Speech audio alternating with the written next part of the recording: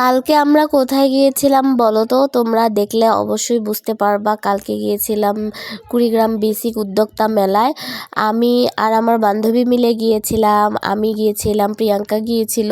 তো ওখানে আমরা গিয়ে ও আমাকে বলতেছিল যে ও নাকি আমাকে খাওয়াবে, ট্রিট দিবে। তারপর আমরা দুইজনই মেলার উদ্দেশ্যে গেলাম যে একটু ঘোরাফেরা করি। ঘোরাফেরা করে দেখি কি খাওয়া যায়। তারপর ও নিল ফুচকা। আমি যেহেতু ফুচকা অতটা পছন্দ করি না, তাই আমি নিলাম হচ্ছে ভেলপুরি। তো এটা অনেক মজা ছিল, ভেলপুরি আমার অলওয়েজ পছন্দ। তো ভেলপুরি খাওয়ার পরে আমরা চলে আসলাম ঝালমুড়ির সাইডে। তো আমি বলছিলাম যে ঝালমুড়িটা আমি খাওয়াই, তারপরেও বলছিল যে না না, আজকে আমি তোকে ট্রিট দিব। ঝালমুড়ি নিয়ে আমরা ঢুকে গেলাম মেলার ভিতরে।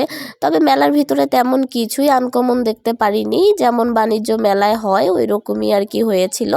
ওই রকমই স্টলগুলো বসেছিল, সবই কমন জিনিস। আমিও কিছু কিনিনি, ও কিছু কেনেনি। আমরা জাস্ট শুধু ঘোরাফেরা করলাম, দেখলাম এখানেও অনেকেই আসছে।